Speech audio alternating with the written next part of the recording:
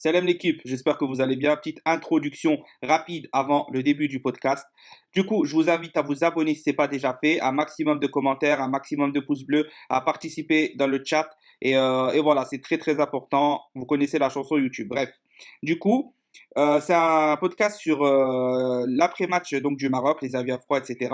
Et un avant-match face au Qatar. On a été 7 intervenants. L'Algérien lyonnais, Youssef Walid Guerret du Desert Pepper et Yanis et moi-même, bien sûr. Je vous invite à retrouver toutes les informations de ce podcast en barre d'informations.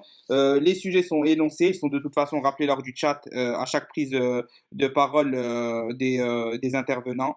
Et voilà, du coup, je vous souhaite une bonne écoute. J'espère que ça vous plaira. Et voilà, maximum de pouces bleus. Et one, two, three, viva l'Algérie. Bonne écoute. On va commencer, les frères, donc le sujet. Premier sujet. Alors, retour sur le match face au Maroc. Votre avis à froid, top et flop. 3 minutes. Vas-y, Youssef, c'est à toi. Active ton chronomètre aussi. Dès que c'est bon, vas-y. Ok. Premièrement, salam alaikum les gars. Et comme ça. Juste par rapport au match, bien sûr, c'était un grand match. C'était un vrai plaisir de voir ce match. Le Maroc, l'Algérie 2-2 jusqu'à le penalty. C'était un vrai plaisir. C'était pour moi peut-être le match de l'année par rapport à notre équipe. On a joué avec beaucoup d'esprit, on a joué avec l'esprit de guerrier. C'était vraiment très beau à voir. Alors, qu'est-ce que je pensais sur le match? Le premier mi-temps, je pense, c'était un peu compliqué pour nous à la début, surtout avec le Maroc. Je pense qu'ils ont bien pressé notre défense et ils ont bloqué Blady un peu. Blady n'a pas beaucoup touché le ballon. Brahimi aussi, c'est pour ça peut-être on a vu Brahimi, il a descendu vers la défense, il a essayé de dribbler tout ça pour sortir la balle de la défense. Pour moi, je pense que c'est à cause de la pression l'équipe marocaine a faite à notre défense et surtout à nos milieux de ne pas pour l'empêcher de sortir le ballon. Et puis, c'était un peu compliqué. Et le deuxième mi-temps, ça a changé. Ça jouait plus pour nous. Surtout avec l'entrée de Draoui, changer le système. C'était mieux géré, on peut dire ça. C'est ça, à mon avis, sur le match, c'était vraiment serré. Et on a gagné, alhamdoulilah, à la fin. C'est bien pour moi, alors, en revenant en l'époque du flop. L'époque, bien sûr, Blady, je suis sûr que ça va être le cas pour tout le monde. Blady est vraiment le top, mais je vais parler, pour moi aussi, c'était surtout Tougaï. Il m'a vraiment impressionné comme défenseur, très mature pour quelqu'un de 21 ans. J'ai beaucoup apprécié. Et pour moi, c'est lui le futur de l'équipe nationale. Sûrement. Même j'ai bien aimé Braoui, il a fait un bon entrée, tout ça. Et des flops pour les matchs comme ça, je sais pas. J'ai pas, franchement, c'est difficile pour moi de mettre des flops. Tout le monde a bien joué, c'était compliqué, mais c'est un match compliqué, alors ouais, pour moi, c'est ça. Merci. Ok, merci Youssef. Du coup, ça, Yanis. Yanis, c'est à toi, Kouya. Et Youssef, tu gères le micro quand il commence à parler. Je coupe le mien.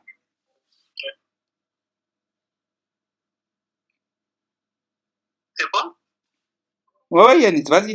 Dès que tu démarres, il chronomètre. Mais on t'entend bien, Yanis. Tu vas commencer, frère. Ok. Alors, débrief de 3 minutes, c'est ça? C'est ça, Kouya, c'est ça. Ouais, non, je rigole. Bon, comme il l'a dit, Youssef, je pense que c'était deux équipes, on va dire, identitairement qui aiment le ballon, le foot. Donc c'était agréable. Et puis on va dire le contexte politique entre les deux équipes fait que on va dire le match était plus on va dire pimenté. on va dire. Alors après, pour revenir au foot pur que j'aime, euh, alors on va dire que la première mi-temps, les Marocains étaient un peu tétanisés. Et d'ailleurs, après la fin du match, Amouta, leur sélectionneur, il a déclaré que son équipe était à 50% on va dire, de ses qualités.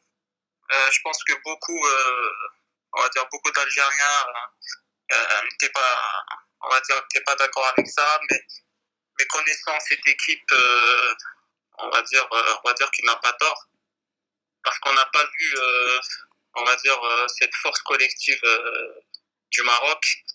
Euh, Après, je rappelle qu'en première mi-temps, on a eu 58% de possession.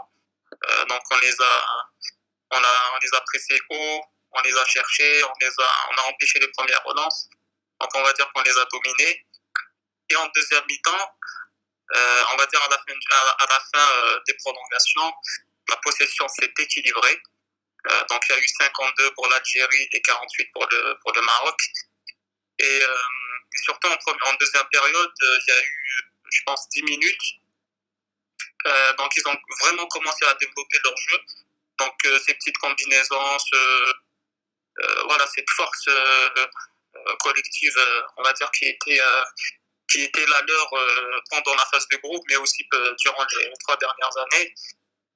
Mais bon, on a réussi, on va dire, à revenir dans le match et puis avoir des victoires, etc. Ouais, à 2 minutes 54. Donc voilà, c'est bon. 3 minutes là. On sent qu'il y en a certains qui vont. Pas eu ça, j'ai calculé, hein, j'ai lancé le chronomètre. Hein. Non, les gars. Vas-y, bien joué, Yanis. Walid, à toi. Salam alaikum mes frères. Comme ça. Alors, pour revenir sur ce match face au Maroc, comme je l'ai dit, je le redis, je ne m'attendais pas à un tel niveau de notre équipe. Moi, je trouve qu'ils ont fait un match extrêmement magique contre une équipe du Maroc. Il faut savoir qu'il n'a pas perdu depuis, je crois, 2017 et qui, pour beaucoup, joue ensemble depuis très longtemps. Donc, sérieusement, moi, c'est une équipe qui m'a vraiment plu. Hein. Il n'y a pas d'autre mot à dire. De la première minute à la 90e minute, on a vu des guerriers sur le terrain. Quand Yanis, il dit que, Amouta, il a dit que comme quoi le Maroc a joué à 50%, il faut savoir qu'aussi en face, il y a une équipe qui a joué à 200%. Donc, je pense que quand tu joues contre une équipe qui est aussi déterminée sur le terrain et qui a vraiment cette niaque, qui a l'envie, bah, c'est vrai que ton équipe ne va pas pouvoir être tétanisée. Et c'est vrai qu'on a vu que le Maroc très sur leur garde, ils avaient peur de se livrer. Et sérieusement, moi, même en deuxième mi-temps, je trouve que le Maroc n'a pas non plus été extrêmement dangereux. Je trouve qu'ils se sont vraiment livrés dans les 15-20 dernières minutes. Parce qu'on a vu que nos joueurs commencent à fatiguer, vu l'intensité qu'ils ont mis dans le match. Mais sérieusement, moi, je suis vraiment fier de cette équipe d'Algérie parce qu'ils ont vraiment fait montrer que, voilà, même si c'est des locaux, même si ils ont leur place, ils peuvent jouer au haut niveau. Et c'est une fierté. Tout simplement, c'est une fierté quand tu vois que la défense centrale, sérieusement, ils ont été. Bon, on va pas parler des 2 coups de pied arrêtés parce que c'est le seul moment où, sérieusement, pour moi, ils ont été dangereux, les Marocains, c'est les 2 coups de pied arrêtés, où on doit, je pense, travailler un petit peu. Mais sinon, voilà, la défense, le milieu, l'attaque, c'était. Bon, y a pas. C'était magique, quoi. C'était un match vraiment très beau à voir.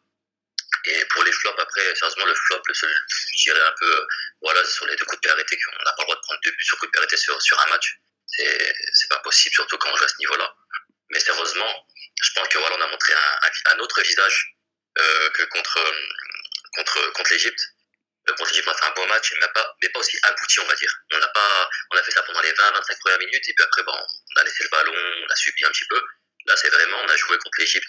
Les 20 premières minutes qu'on a joué contre l'Égypte, on les a joué pratiquement à 60-70 minutes contre le Maroc. Et c'est ce qui fait qu'on a eu cette niaque et qu'on a eu pris tir au but contre cette belle équipe. Il faut dire que c'est une belle équipe du Maroc. Faut le dire. Mais voilà, moi, je suis très fier de ces joueurs-là.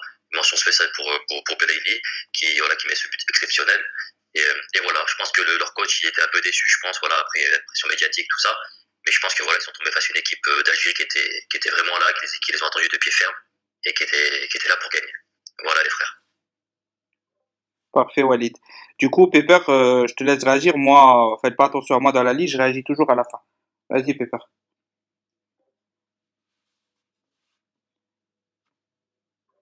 Pepper, tu nous entends?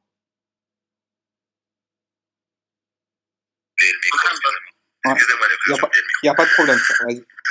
Donc, retour sur ce match. En fait, on retourne sur ce match à froid. En fait, il y a pas, j'ai pas de. Parfois, quand on regarde un match et qu'on a des réactions à chaud, on peut avoir un avis dithyrambique ou alors être extrêmement déçu. Là, pour le coup, j'ai à peu près le même avis à chaud qu'à froid. C'est un match vraiment que je trouve agréable à voir. Il faut se rappeler aussi du contexte politique. J'ai trouvé le comportement des joueurs du Maroc comme de l'Algérie exemplaire. Ça m'a beaucoup plu. Et pour moi, c'est un match vraiment peut-être le match depuis la dernière CAN qui m'a procuré le plus de plaisir.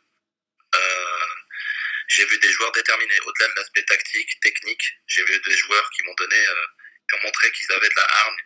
Je pense qu'ils ont joué, Bouguera l'a expliqué à la fin du match, ils ont joué un petit peu plus sans pression. Il a essayé de leur enlever cette pression qu'ils avaient peut-être contre l'Égypte.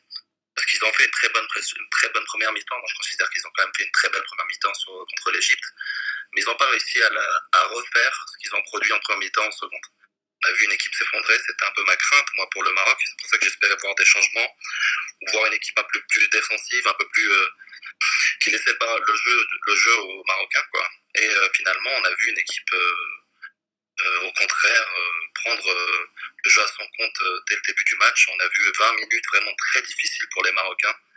Puis après, ça s'est un petit peu équilibré. J'ai senti quand même que on avait besoin peut-être... par exemple, je sais que Bouguera avait expliqué qu'il avait demandé à Brahimi de marquer la sentinelle marocaine au milieu de terrain. Et il a eu du mal à le faire. Et c'est pour cette raison qu'il a fait entrer Draoui. Draoui qui a fait, je considère qu'il a quand même ramené un véritable équilibre au milieu de terrain. J'ai aimé aussi, paradoxalement par rapport au match contre l'Égypte, j'ai aimé le fait de replacer Belaïli en pointe. J'ai trouvé ça très intéressant parce que ça lui permet de minimiser, de moins courir et de faire attention parce qu'on sait qu'il est physiquement il est diminué. Et donc ça j'ai apprécié. Il nous a fait au-delà de pour conclure donc, très beau match. Vraiment, au-delà de l'aspect tactique, au-delà de l'aspect technique, c'est l'état d'esprit. Je sens la patte Belmadi, je pense qu'il a quelque chose à voir avec le comportement des joueurs, sans rien enlever à Bouguer, hein, bien entendu. Et pour conclure sur les tops et les flops, je suis obligé de mettre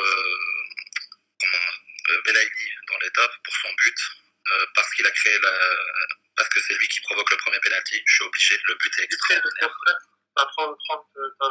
Ouais, voilà. Et donc, pour pas de flop, et pour parce que l'équipe a mérité pas de flop, peut-être juste ces deux buts en fin de match, ces deux buts que coup à coup après à chaque fois qu'on a pris l'avantage, voilà. Ok, merci Pepper. C'est au guerrier du désert. Alors, salam alaikum à tous. Pour moi, en fait, j'ai un avis un peu contraire à celui du Youssef. Alors déjà, c'est un très bon derby maghrébin. Là, on a vu deux équipes qui sont données, qui sont tuées à fond, qui voulaient vraiment l'emporter ce match. Et c'est sans doute pour l'instant le meilleur match du tournoi. Alors mon avis à froid, bonne première 30 minutes, avec une bataille au milieu gagné, bon pressing, etc. D'ailleurs, ce que j'avais dit pour l'avant-match, c'était que la bataille au milieu allait être un très gros point important à obtenir. Ensuite, je crois qu'il y a du bruit. Il y a du bruit qui me dérange un peu là. Pepper, t'as ton micro. Pepper, vas-y. Ouais. Du coup, ensuite, on commence à être moins imposant. On a moins la mainmise sur le ballon. Je trouve quand même qu'on les a bouffés en première période. Deuxième période, c'était un peu plus compliqué. La possession est légèrement plus marocaine. On attaque au début de la première période. Quand on reprend le rythme, vu qu'on avait la pause juste avant, on fait quelques offensives. D'ailleurs, première offensive avec Blayley sur le côté droit qui fait la passe pour Draoui dans la surface. Et Draoui la loupe devant la cage, en face à face contre Zliché. Ensuite, deuxième occasion, deuxième c'est la faute provoquée par Blayley. Et but sur penalty avec Brahimi. Donc voilà. Ensuite, c'est plus eux qui ont les offensives. Mais en fin de deuxième période, on avait encore la main mise sur le ballon. Prolongation, je pensais qu'on allait être cuit, mais finalement, on a bien tenu le coup là. C'était surprenant. Draoui plutôt moyen. Il provoque quelques fautes. Les prolongations, j'ai trouvé que c'était assez équilibré, mais on n'arrivait pas à avoir d'occasion nette. Et des sorties de boucher qui me faisaient peur. Voilà ce que j'en ai pensé. Pour les tops et flops, Les tops, je mettrais Ben Debka, là, il va être monstrueux, masterclass XXXL. Benayada, j'ai bien aimé aussi. Blayley, là, il balèque avec la faute provoquée. En fait, les deux buts, c'est grâce à lui. Faute provoquée dans la surface, puis le but pointeur, là, il balèque exceptionnel. Donc voilà. Les flops, je sais qu'il y en aura qui ne seront pas d'accord avec moi. Moi, je mettrais Melzik et Draoui. Voilà pour les flops. Ok, merci. Garé du désert, tu as été très court. Sahid. L'Algérie Lyonnais, à toi. Ouais, ça va comme les frères. Alors pour moi, comme l'avait dit Youssef, match très engagé, un match très compliqué, sachant que moi je voudrais revenir sur la fraîcheur physique. L'équipe du Maroc, alors j'avais regardé leur compo qu'ils avaient utilisé face à l'Arabie Saoudite et celle qui a été utilisée avec nous. Il faut savoir que 10 joueurs sur 11 ont été mis au repos de l'équipe du Maroc. Il n'y a que Nahiri qui a été titulaire. Et deux joueurs qui sont rentrés en cours de jeu face à l'Arabie Saoudite, qui sont Chibi et Had. Tout ça pour dire que, au niveau de la fraîcheur physique, les Marocains, pour moi, étaient plus en forme pour affronter l'Algérie, et que malgré ça, on a montré une telle détermination, une telle volonté de vouloir remporter ce derby, que je pense que les joueurs, l'état de forme, en fait, je veux dire, l'équipe d'Algérie passait, je veux dire, au-dessus de l'état de forme, tu vois. On avait vu aussi des joueurs marocains qui avaient des crampes en fin de match. Il ne semble pas qu'il y ait beaucoup de joueurs algériens qui ont eu des crampes, alors que pour nous, 9 joueurs sur 11 avaient débuté la rencontre face à l'Égypte. Il n'y avait que Draoui, il me semble, qui était titulaire, et Bounja, du coup, mais qui était sorti entre-temps. Voilà, le match il a été incroyable de la part de notre équipe nationale, et franchement, c'était un grand spectacle, ça faisait plaisir à voir. Les Marocains nous avaient posé pas mal de soucis sur coup de pied arrêté, hein, notamment sur les deux buts qu'on a encaissés. Alors là, les débats sont ouverts sur à qui la faute, sur Mboulehi, est-ce qu'il aurait dû sortir, sur les défenseurs centraux, est-ce qu'ils ont assuré leur marquage ou pas. Voilà, le débat s'est ouvert, mais ça n'enlève rien au fait que sur les coups de pied arrêtés, voilà, on encaisse deux buts quasiment identiques. Et voilà, je pense que face à une équipe du Qatar qui joue très bien, enfin, tout ce que j'ai pu comprendre, les coups de pied arrêtés, on va faire attention pour le prochain match. Sinon, au niveau du coaching Boguera, je trouve que l'entrée de Draoui, elle avait pas mal apporté au niveau du terrain, qui est utilisé par les frères. Ça a un peu rééquilibré, on va dire, le match. Voilà, donc après je finirai du coup par mes tops et flops, donc je vais pas être original, hein, les tops, Blayley provoque un penalty, marque un but extraordinaire, voilà, il n'y a rien à dire. Alors il n'a pas été non plus on va dire excellent tout le match, comme on le connaît, mais n'empêche que c'est lui qui est de la situation, et il lui offre pas beaucoup pour montrer son talent. Et je me fais aussi Mboulehi, voilà, discutable sur les coups francs pour certains, n'empêche qu'il fait quand même son arrêt sur le corner. Voilà, le tir au but, il arrête quand même son tir au but. Voilà, il a fait son match. Est-ce que je peux lui reprocher un Mboulehi, c'est ses sorties sur les corners? C'est vrai que parfois, on peut se dire oui, le défenseur, mais défenseur gardien doit savoir s'imposer lors des sorties sur corner. Et pour les flops, je vais être un peu dur, mais je finirai juste par mes flops. Je dirais Boutman. Et Mezani, Boutman, il m'a pas trop convaincu. Et Mezani, il rate une occasion alors qu'il y avait encore 0-0 qu'on pouvait ouvrir le score. Voilà. Ok, merci l'Algérie Lyonnais. Du coup, moi, je vais faire bref aussi. Chronomètre pour moi aussi, Youssef. Du coup, vous avez à peu près tout dit. Grand match, vraiment grand match. C'est aussi cela qui m'a procuré le plus d'émotions depuis le Nigeria, depuis la CAN, la Côte d'Ivoire, depuis le Sénégal, le stress des dernières minutes pour pas qu'ils nous rendent de but. Voilà. Moi, je tiens juste à dire que j'ai préféré de loin ce match-là que face à l'Égypte. Beaucoup disent que certes, la vraie rivale, c'est l'Égypte, mais moi, je l'ai toujours dit, étant né en tout cas en France, le vrai rival pour moi, c'est le Maroc. C'est cela qui me fait. Je préfère perdre contre l'Égypte et pas perdre contre le Maroc qu'inversement. Alors, est-ce que c'est pareil en Algérie ou pas? Ça, c'est voilà. Mais en tout cas, ici, c'est toujours le genre de match. C'est peut-être le match qui me fait le plus vibrer en tant qu'Algérien si on le gagne. Hors compétition, hors CAN, etc. Du coup, gros match. J'étais impressionné par le milieu de terrain, Pour moi, vraiment, on les a mangés au milieu de terrain, alors que ça soit au début en 4-2-3-1, où justement ce système-là, il permet d'étouffer l'adversaire. Et surtout en 4-3-3, vraiment, on a eu la maîtrise. On voyait que toutes les lignes de passe étaient coupées. On voyait que les défenseurs, ils se sont jamais fait prendre dans la profondeur. C'était toujours, ils étaient toujours bien alignés, etc. Et par contre, devant aussi, devant pour moi, c'était le point faible. Donc après, bon, c'est pas des matchs faciles, c'est pas des matchs où tu auras 50 occasions. Du coup, c'est pour ça que et j'ai au niveau des tops, j'ai que entre guillemets Belaïli, surtout Belaïli. Le reste, je peux pas mettre un top parce qu'ils ont tous été à niveau. Belaïli et Ben Debka parce que bon, c'est vrai qu'il a intercepté beaucoup de balles, il était très agressif, etc. Et Belaïli, malgré que je trouve il a pas fait en fait grand chose du match en termes de percussion, de dribble, mais en fait les seules fois où il l'a fait, ça a été très intéressant ou décisif avec une passe, enfin un penalty provoqué, une passe quasi décisive pour Draoui. Donc c'était pas Méziani. Moi aussi je pensais que c'était Méziani hier, parce qu'il venait dire l'Algérie Lyonnais, mais finalement c'était Draoui. Et du coup voilà, au niveau des flops, j'en ai pas vraiment à part les deux buts comme tout le monde. Alors deux buts qu'on n'aurait pas dû prendre, surtout le fait qu'on les prend quelques minutes après le match. Ça c'est pas acceptable. Et où ils m'ont vraiment impressionné, par contre, je l'avais dit dans l'avant-match qu'on avait fait ensemble. J'avais dit que moi j'avais peur qu'on s'effondre physiquement. Et je sais pas qui avait relevé le fait que c'était les Marocains qui avaient des crampes et pas nous. Ça c'était vraiment impressionnant physiquement. Alors même s'ils faisaient rien devant, Brahimi, Belaïli, de quoi? Ça va, c'est bon. Ok. Belaïli, etc. Voilà, ils étaient pas bons physiques, présents devant, mais sur quelques gestes, ils ont fait la différence. Du coup, le positionnement en neuf était bon. Et voilà, je conclue avec ça parce qu'il n'y a pas le temps de conclure plus. Euh, ok. Ok. Donc, du coup, les frères, on va passer au sujet 2. Le sujet 2, pardon, je le reprends devant moi. Alors, le sujet 2, donc, Bouguera vous a-t-il convaincu tactiquement?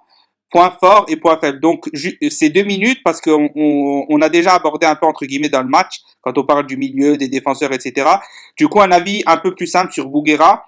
Et point fort, point faible, quoi, de Bouguera. On parle vraiment du coach, hein, soit par exemple son coaching en fin de match, comme on avait vu avec Tahrat dans le salon vocal public la dernière fois. Ou voilà, quoi. Mais rapidement, j'ai mis 2 minutes, mais 2 minutes, c'est censé être large, quoi. C'est un petit débrief rapide. Vas-y, Youssef. Ça va, les gars, ouais. Alors, sur Begara, est-ce qu'il m'a convaincu? Non, je l'ai critiqué. J'ai critiqué son match face à l'Égypte. Je pense pratiquement on était faible face à l'Égypte. Mais là, face à la Maroc, ce n'était pas, on ne peut pas dire que ce n'était pas un masterclass tactique, exactement pour moi, je pense pas. Mais pour moi, surtout le changement à 4-3-3 en deuxième élan, c'était vraiment très bonne décision qu'il a pris, malgré on n'a perdu pas, malgré qu'on était genre bien, on peut dire, pas bien, mais on pouvait rester sur le même plan, normal, mais quand même il a pris la décision qui pour moi a payé l'entrée de Draoui. Franchement, ça a changé le match. Ouais, c'est sur ça. Je le félicite pour moi. C'était très bien. Et après, il a pris quelques mauvaises décisions. Par exemple, je pense à rentrer un peu tardif de Farhat. Quand on était genre. Quand on avait le score de 1, on pouvait rentrer Farhat et faire de la défense. Mais on a attendu, je pense, pour 10 minutes. Là où. Dommage, il arrivait à marquer un autre but. Et puis après ça, on a rentré par là. C'est un peu, je pense que c'était un peu une décision faible, une décision rentrée. Mais ouais, pour moi, ouais, c'est ça. Merci. Ok. Yanis, du coup, c'est à toi. Merci, Youssef. Alors, tactique, moi j'aime beaucoup parler tactique. Alors, donc, qu'est-ce que je vais dire? Je vais être un petit peu à compte-courant de ce qu'a dit le frérot Youssef. Je trouve que Bougara, il est bon tactiquement. Pourquoi? Parce que déjà en première mi-temps, je pense que je dois être le seul à l'avoir relevé. C'est que en fait on a pressé les Marocains très haut. Ce qui fait en fait on voulait empêcher les premières relances. On voulait pas les laisser jouer en fait. Et comme je vous ai dit la dernière fois, en fait ça ressemble un petit peu au match de l'Algérie contre le Mexique. C'est-à-dire voilà, tu presses haut et puis tu empêches les premières relances. Et en fait pour que ce pressing haut soit réussi, ce qui était le cas, en fait il faut beaucoup de vidéos parce que en fait c'est une question de placement. C'est-à-dire il va dire quand l'attaquant il a, on va dire Azel Okey, il va lui dire toi tu presses par là, ensuite Ben Debka il faut que tu montes, il faut que tu presses Haferi, ou par exemple Brahimi il faut que tu presses Djobaran, etc. Donc en fait c'est une succession de choix tactiques dans ce genre. Et pourquoi aussi il a réussi tactiquement, c'est parce que dans les deux matchs contre l'Égypte et le Maroc, on n'a pas encaissé de buts dans le jeu, donc c'était que des coups de pied arrêtés. Dernière chose, en fait, le changement tactique en deuxième mi-temps, on va dire qu'il était passif et non, on va dire qu'il était passif et non pas actif. C'est-à-dire que Zelorki, il était tellement faible, il pesait pas que voilà, il s'est dit vas-y, je mets Tarawi et puis je mets Bledi en pointe. Et Taharat, en fait, Taharat, il va faire rentrer pour apporter de la taille. Voilà. Ok, merci Yanis Sahid. Walid, à toi du coup. Le micro Yanis. Ouais, les frères. Bah, du coup, je vais pas trop m'attarder sur ça, vu qu'on en a les frères. Je pense que, comme l'a dit Yanis, il a été correct, je pense, sur ce qui est pensé sur Boukara. Moi, je vais juste dire que je trouve que ouais, le niveau pressing, c'était magnifique. Après, voilà, faut s'inspirer des meilleurs pour devenir le meilleur. Je pense qu'il a pris beaucoup de Belmadi. Le pressing, on le ressent directement. Hein. Perdre du ballon, ça presse haut, ça empêche les relances. Là-dessus, moi, je rejoins vraiment Yanis. Là-dessus, c'était vraiment très, très, très propre. Après, c'est niveau changement, moi, que je suis resté là-dessus, sur le changement de Mehdi Taharat. C'était, certes, il apporte de la taille, mais le coaching à ce moment-là, il est vraiment mauvais. Mais sinon, voilà, on va pas cracher sur Boukara, sinon dans l'ensemble, on va dire que c'était correct. Après, voilà, je pense que comme je le redis, il s'est beaucoup inspiré de Belmadi. Et en tout cas, sinon, c'était plutôt, on va dire, un coaching assez correct. On va pas dire excellent, on va dire que c'était assez correct. Voilà les frères. Merci Walid. Pepper, à toi. Ton micro, oublie pas. Ouais. Oui, moi, Bougara m'a plu, il m'a convaincu, tout pour une raison très simple, je vais faire très court, parce que tactiquement, il a éteint l'équipe et le milieu de terrain marocain. On a vu très peu d'occasions. Si on devait compter le nombre d'occasions sur l'ensemble de la rencontre, il y en a très peu. Donc moi, je considère qu'il a réussi son travail tactique. Pour moi, il a été plus que convaincant sur ce match. J'ai aimé, je l'avais déjà dit la dernière fois, le fait qu'il ait osé mettre des jeunes.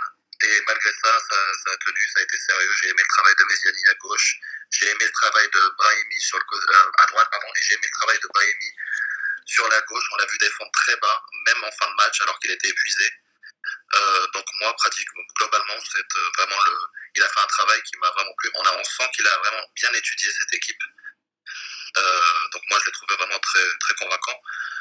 Le point fort, c'est un des points forts de Bougara, c'est qu'on sent qu'il a réussi à créer un groupe au sein de cette équipe en très très très peu de temps. Et ça, c'est vraiment à noter.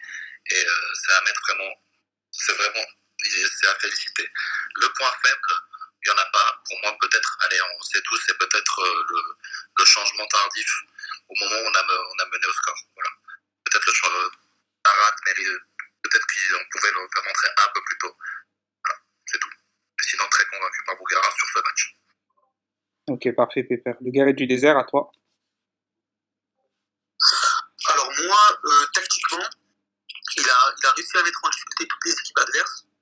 Enfin, tout au moins une partie du match. Donc après, comme on l'a dit et redit, c'est le management de la fraîcheur physique. C'est le turnover qui ne l'effectue pas, qui me pose un peu problème. Mais par exemple, en termes tactiques, par exemple contre l'Égypte, Toufir et Faisal sur le côté droit, et Fetri aussi, qui sont très bons, beaucoup de percées, beaucoup d'avancées fait beaucoup d'offensives, etc. Il a réussi à les neutraliser. Pour le Maroc, Chibi qui fait beaucoup de percées côté droit avec des centres, on a réussi à le neutraliser. El Khalti aussi, Nahiri qui est bon aussi sur le latéral gauche. Donc je pense qu'il travaille beaucoup sur les points forts des équipes adverses et il arrive bien à les contenir, à les neutraliser, etc. Mais voilà, tant qu'il ne perd pas, c'est qu'il n'a pas tort pour moi, en tout cas. Après, on pourrait avoir un meilleur rendu avec un autre dispositif, comme le 4-3-3, peut-être. Mais pour moi, non, c'est très bien comme ça, la Ibarak. Par contre, contre l'Égypte, mini leçon tactique par Queiroz, je trouve. Parce qu'en deuxième période, en fait, il y a eu l'analyse pendant le match de Queiroz. Et en deuxième période, il a prouvé que voilà, son analyse pendant le match, elle a payé avec les instructions qu'il a données, les directives et tout. La deuxième période, elle a complètement changé. Après, parfois, ses choix, ils me surprennent un peu, comme pour Tarlat. Au lieu de le mettre quand on était à 2-1, comme ils l'ont dit les frères d'avant, voilà, il l'a mis une fois quand s'était pris le but. C'est un peu, voilà, ça c'est un petit comment dire, un mauvais point dans ses choix tactiques. Le point fort et point faible. Le point fort pour moi, clairement, le milieu de terrain. Là, il avec des vrais ratisseurs qui ont prouvé qu'on pouvait compter sur eux. D'ailleurs, Beldebtia, je le vois bien en équipe 1, Inch'Allah. En fait, il a été. Combien? En fait, il a été excellent tout au long de la compétition, en tout cas. J'ai pas trouvé aucun moyen nul ou quoi. Peut-être sur coup de pied arrêter les points faibles, si on compte sur une équipe qui est forte dans ce domaine, ça peut être compliqué. D'ailleurs, on a eu la preuve de buts pris par le Maroc sur coup de pied arrêté. Si je peux rajouter quelque chose, attaque superbe, avec deux attaquants géniaux, Brahimi Blaili, très à l'aise techniquement, pas assez tueur, avec un buteur qui ne concrétise pas beaucoup. Sinon, l'Algérie, voilà, il se donne à fond, il mouille le maillot, tous. Et défensivement, on est bon, les Balak. Voilà, pour les points forts et points faibles. Ok, merci le carré du désert. L'Algérie lyonnais. L'Algérie lyonnais, désolé, j'avais pas enlevé le micro. Vas-y. Il n'y a pas de souci. Voilà. Alors, au niveau du coaching de Bouguera, moi, je voudrais revenir sur les deux types de coaching qu'il y a eu, donc le coaching, on va dire, interne et le coaching externe. Coaching interne, je parle en écho à sa conférence de presse quand il a dit qu'il n'avait pas mis de pression sur les joueurs. Il leur avait dit de jouer un peu leur football comme ils savent le faire. Et en fait, ce qu'il nous avait comprendre à travers cette conférence de presse, c'est que les joueurs ils sont entrés un peu en n'ayant pas ce stress, cette boule au ventre, et qu'ils arrivaient à proposer leur jeu en fait, comme ils savaient le faire. Avec les talents qu'on connaît, qui sont Blaili, Brahimi, surtout Blaili qui a fait un match extraordinaire. Au niveau du coaching, du coup, je veux dire externe, que nous on voit de nos propres yeux, c'est-à-dire les remplacements, un peu les retouches tactiques, etc. Comme je disais tout à l'heure, l'entrée de Draoui, du coup, qui avait permis un certain équilibre au niveau de l'équipe. Et je vais pas être original, l'entrée de Tarlat, après quand le score avait basculé à 2-2, pourquoi ne pas l'avoir fait rentrer quand il y a 2-1? Ça aurait été plus logique, parce qu'on sait que Tarlat, c'est plus un joueur qui apporte un côté défensif. Donc 2-1, tu veux faire rentrer un joueur type défensif, tu verrouilles, tu fais tourner la balle, tu défends entre parenthèses, jusqu'à la fin du match. Voilà. Donc de faire rentrer alors qu'il y a 2-2, ça veut dire quoi? Ça veut dire qu'en fait tu t'espères défendre jusqu'à la dernière minute et t'espères aller au tir au but. Ouais, je conclurai par ça. T'espères en fait aller jusqu'au tir au but, c'est-à-dire que tu défends jusqu'à la fin du match, et défendre jusqu'à la fin du match, l'histoire nous a montré que ça pouvait être risqué. Tu peux te prendre un pénalty à la dernière seconde, tu peux prendre une frappe déviée de très loin. Enfin voilà, coaching très discutable, correct, mais discutable. Voilà pour moi. Ok, du coup, merci l'Algérie lyonnais, merci à tous. Du coup, moi, je vais pas ajouter grand-chose parce que vous avez tous eu un débat contradictoire. Certains étaient pour à 100%, d'autres un peu mitigés. Du coup, j'ai pas besoin d'apporter d'éléments supplémentaires. Juste dire que moi, il est quand même remonté un peu dans mon estime. Après, mon estime, elle vaut rien pour lui, mais dans le sens où face à l'Égypte, j'avais vraiment été déçu de la deuxième mi-temps. Mais là, tactiquement, je trouve qu'il a quand même bien joué, sauf à la fin. En effet, avec Taharat, je suis pas d'accord avec ce genre de schéma, sachant qu'on a pu les museler tout au long. Pour moi, c'était pas ce qu'il avait à faire, mais à partir du moment où ça tient, ça lui donne raison.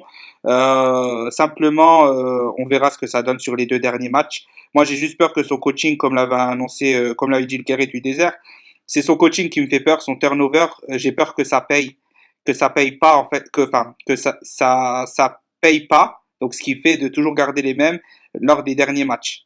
Si voilà, on va jusqu'en finale, j'ai peur qu'on a une équipe cramée le dernier match ou qui va jouer en sur-régime et que le dernier match, ça va craquer à la fin. C'est tout ce que j'ai peur et j'attends de voir à la fin. Mais en tout cas, il s'est amélioré comparé à l'Égypte, je trouve, où à la fin, ils ont quand même fait le boulot. Voilà. Du coup, les frères, troisième sujet. Enfin, question 3. Rapidement aussi, parce que ça reste toujours dans le côté un peu Bouguera et l'équipe aussi du match face au Maroc. Du coup, le 4-3-3 opéré en deuxième mi-temps a-t-il tout changé? On a vu, là c'est un petit commentaire que je fais, on a vu que les actions dangereuses qu'on a eues, dont la passe là de Belaïli sur le côté qui arrive pour Draoui, qui normalement la met, le penalty, tout ça est venu seulement après le 4-3-3 où on a vu quand même un peu un meilleur milieu, quoi, quelque chose de plus équilibré. Et du coup, faudra-t-il le reconduire jusqu'à la fin de la compétition? Voilà. Donc du coup, si quelqu'un a un avis forcément aussi négatif, qui pense que le 4-3-3 n'a pas tout changé dans le sens négatif aussi, qu'ils le disent, quoi. Voilà. Et c'est 2 minutes pour cette question-là. Vas-y, Youssef. Oui, ça répond bien sûr. Alors, par rapport au 4-3, c'est tu changé pour moi. Comme je dis, je pense que la première même, c'était Youssef, on t'entend la pas. première. Youssef, on t'entend mal, ça Vous bug. m'entendez là? Ouais, là on t'entend. Faut Ouais, rester près de ton micro. Vas-y, recommence. ouais, ok, je vais recommencer. Ouais, la 4-3-3, on peut déjà maintenant. Ouais. Ça, pour moi, et c'était un bon choix de faire rentrer Draoui pour changer à 4-3, pour changer le système en 4-3, bien sûr. Je pense que, comme je dis, pour c'était un peu compliqué.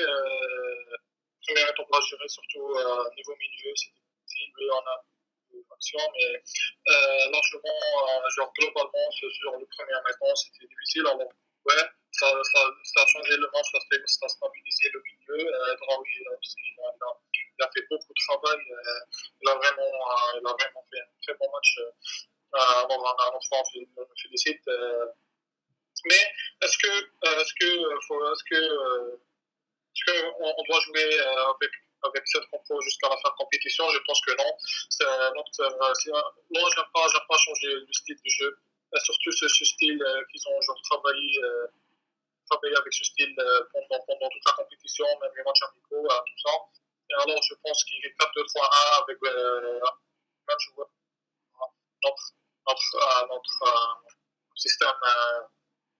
Notre système, à jouer. Le 4-3 reste une solution, mais ce n'est pas le schéma tactique qu'on doit jouer avec pendant toute la compétition. Quand je dis 4-2-3-1, on est habitué à ce système, on a travaillé avec ce système, alors on reste avec ce système. Le 4-3-3, si on doit changer 4-3 pour le match, on change, mais c'est juste une solution, mais 4-2-3 reste notre meilleur schéma tactique. C'est pour ça pour moi. Ok, Youssef, ça hit. Yanis, vas-y. Bon, je suis désolé les frères, mais je vais être à contre-courant un petit peu de ce que vous avez dit. J'ai l'impression que vous croyez que le 4-3-3 avec la sentinelle a tout changé, alors que c'est pas du tout le cas. D'autant plus que, comme je vous ai dit, le Maroc a eu la possession du ballon en deuxième mi-temps. Pardon. Donc le 4-3-3, en fait, il n'a pas changé. Et l'action de Draoui, en fait, c'est un fait de match, tu vois. Genre, je crois que c'était une contre-attaque. Et puis, comme je vous ai dit tout à l'heure, à un moment donné, le Maroc, ils ont commencé à développer leur petit jeu de combinaison, tout ça.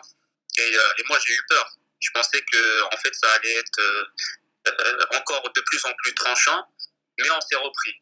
Voilà, il y a eu des moments où voilà, on s'est repris un petit peu, ils nous ont laissé le ballon, mais globalement, voilà, c'était le Maroc qui a dominé en deuxième mi-temps.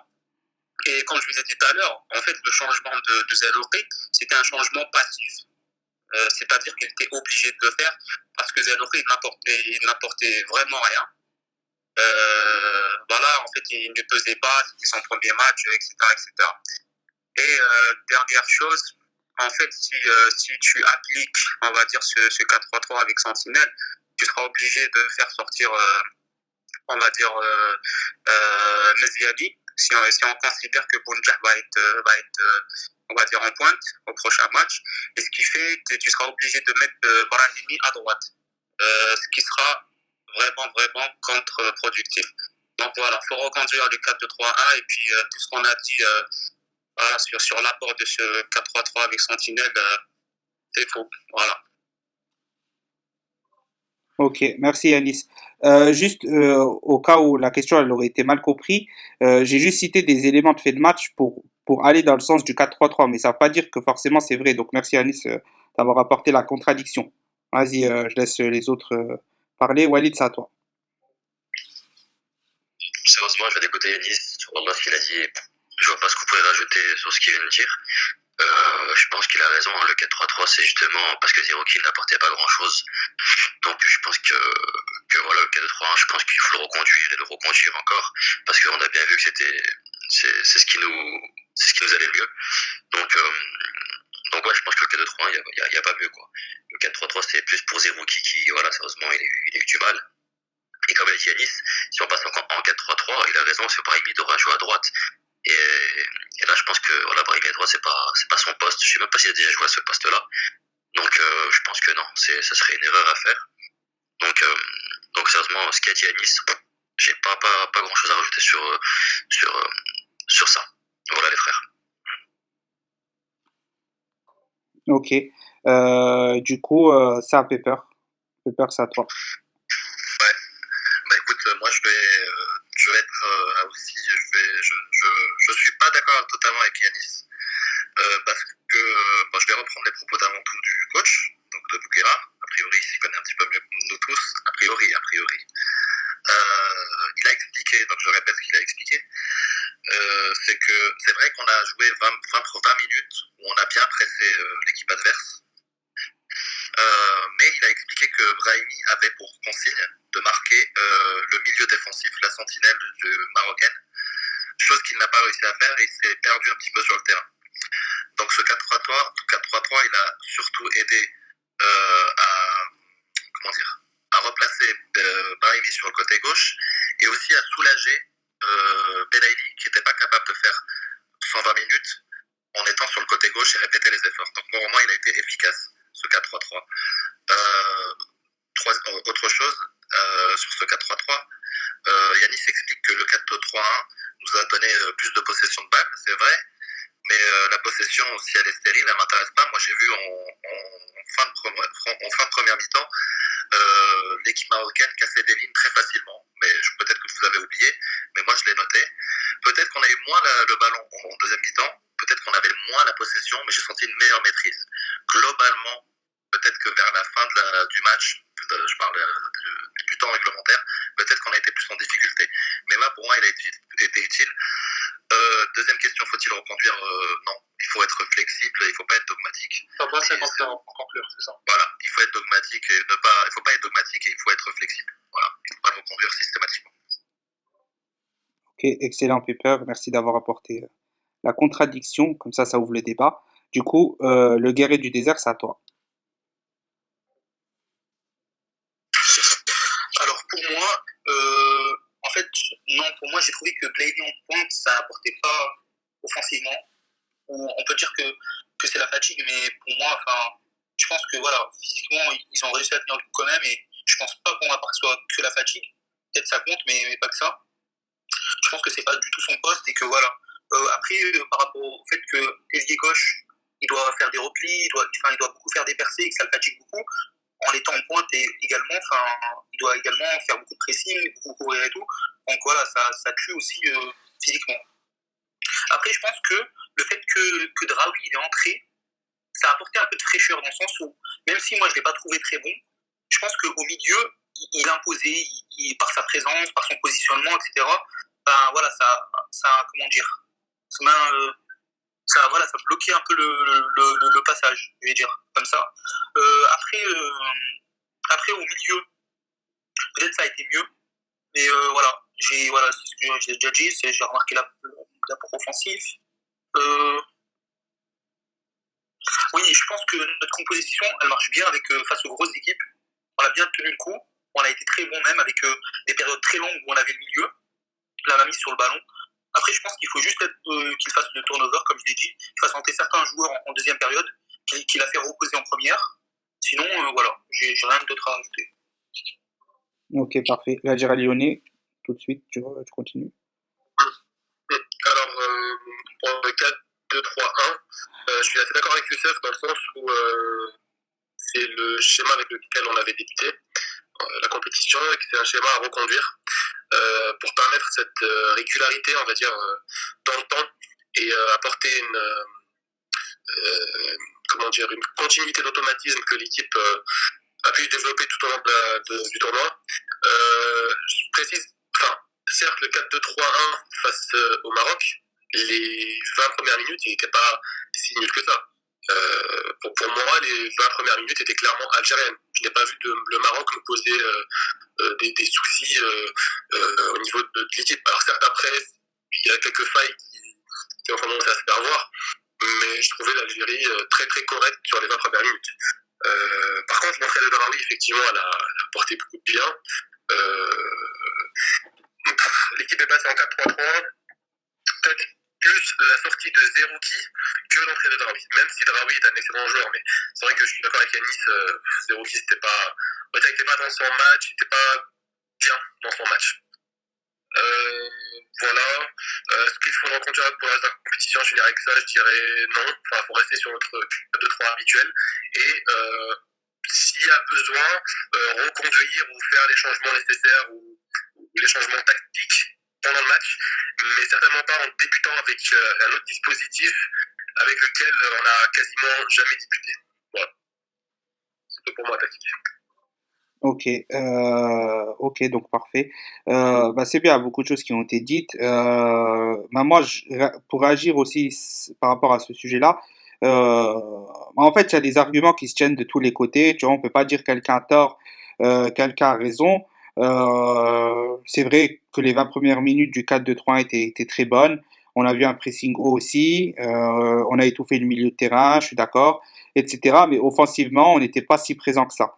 Le 4-3-3 avec moi, pour aller aussi à contre-courant de ce que a dit Yanis. Certes, alors on avait 58% de possession de balle, mais la possession de balle, comme il dit Pepper, si elle est stérile, c'est pas, ça sert presque à rien.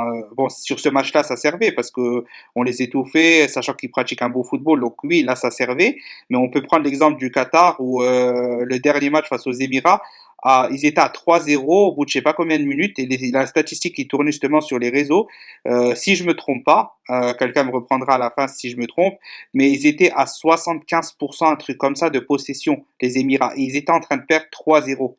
Alors peut-être que finalement, la possession contre une équipe qui joue au ballon, qui joue peut-être mieux au ballon que nous collectivement, parce que nous aussi on sait jouer au ballon, on sait le faire, hein, mais eux, il y a les automatismes qui sont là. Peut-être que ce qui est bon au final, c'est pas forcément d'avoir la possession, c'est juste d'avoir les ouvertures pour contrer et pour faire mal. On le voit sur l'action de Belali où il fait la passe. C'est sur le côté, il y a un seul de leurs joueurs que Draoui arrive à prendre entre guillemets de vitesse. Voilà. Ok, du coup, voilà, la possession, ça reflète pas spécialement le match et voilà. Et pour finir, le 4-3-3, non, pas forcément à reconduire, mais c'est une solution qui marche et que donc on peut la mettre en place ou non selon le moment du match, la période, voilà quoi. Ok les frères, donc on a 52 minutes les frères hein, de salon. Du coup, on s'était dit 1h15, 1h30 maximum. Donc, on est au quatrième sujet de 3 minutes. Donc, demi-finale face au Qatar. Donc, on clôt le sujet du Maroc. Avant de passer au sujet 4, je vous remercie tous parce qu'il y a eu beaucoup de contradictions, de débats. C'est ça c'est le plus important et c'est ça, je pense que tout le monde aime entendre. C'est pas que tout le monde dise la même chose. Du coup, question 4. Demi-finale face au Qatar.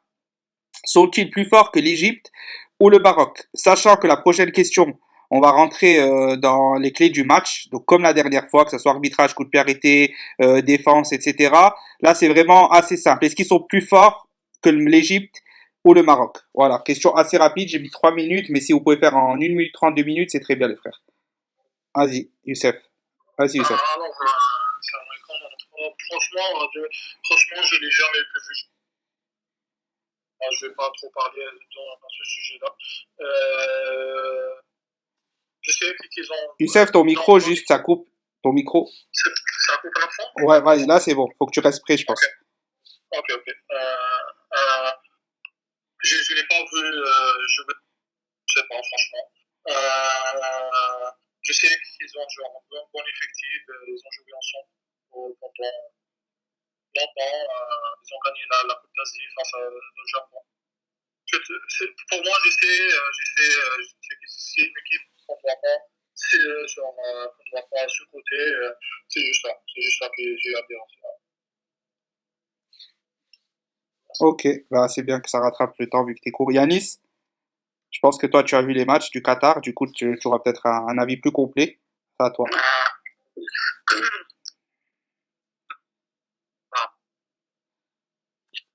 On t'entend pas, Yanis. Et là, Ouais, là, c'est bon, on t'entend. Vas-y, bismillah. alors déjà pour la question, c'était demi-finale, sont-ils plus forts que l'Égypte ou le Maroc? Non, ils ne sont pas plus forts que l'Égypte et le Maroc. En tout cas, sur le papier,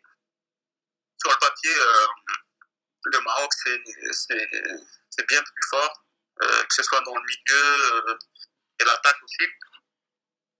Et l'Égypte aussi, c'est plus fort que le Qatar. Après, il faut savoir que le Qatar, en fait, il joue avec un autre dispositif. Donc, c'est un 3-5-2. Donc, tu as Akram Afif et El Mouaïs en pointe. Donc, il faut savoir que, comme je l'ai dit, je vous l'ai dit ici et puis je l'ai dit sur Twitter, en fait, et comme je l'ai aussi mentionné dans mon article, les attaquants de pointe marocains, que ce soit El Berkaoui ou Azaro, j'avais dit qu'il n'allait pas inquiéter Badaran et Tougaï, ce qui était le cas, et j'avais dit que c'était leur point faible, ainsi que la défense. Mais là, contre le Qatar, ce qui va changer, ça va être ça justement. C'est-à-dire que El Mouaïs, qui joue en pointe avec Akram Afif, en fait, il a une puissance, il a vraiment une puissance physique, une vitesse incroyable. Donc lui, si par exemple on concède, on va dire une passe en profondeur qui casse des lignes par le Al-Shaïdous par exemple au milieu ou Akram Afif parce qu'il aime décrocher, ça peut faire très très mal. Voilà. Et puis de l'autre, tu as Akram Afif, on va dire un profil un peu typiquement meneur du jeu, tu vois, même s'il il va très très vite. Et puis je pense qu'il peut jouer aussi sur l'aile. Mais voilà, il a cette passe, il a ce vice, il peut faire mal entre les lignes. Donc voilà, moi je dirais l'attaque en termes de puissance, en termes de tranchant, sur les deux là, je dirais que ça va être plus fort, on va dire, que le Maroc, même si le Maroc, j'avais détaillé sur, on va dire, sur les profils Ben Khattab, Ben Chafé, etc. Mais je pense que les deux là, ils vont être quand même plus redoutables. Après, tu as le milieu, donc ça joue à 3.